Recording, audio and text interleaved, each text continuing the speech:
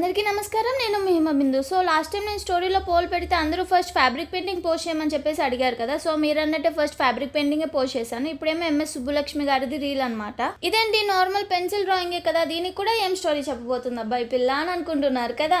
So ఇక్కడ ఏంటంటే twist, నేను ఈ డ్రాయింగ్ స్టార్ట్ చేసి లిటరలీ 1 year కావస్తుంది. అదేంటి 1 year నుంచి వేసే అంత పెద్ద సైజులో ఆర్ బిగ్ క్యాన్వాస్లో ఏమైనా వేసావంటే లేదు, A3 సైజులోనే వేసాను.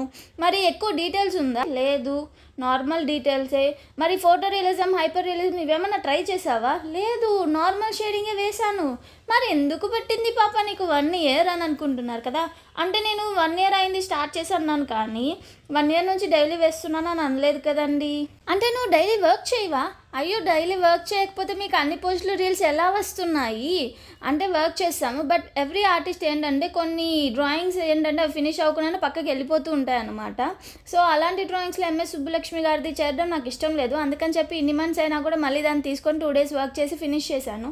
మీకు ఈ డ్రాయింగ్ నచ్చినట్టయితే లైక్ చేయండి, కమెంట్ చేయండి, షేర్ చేయండి. Thank you.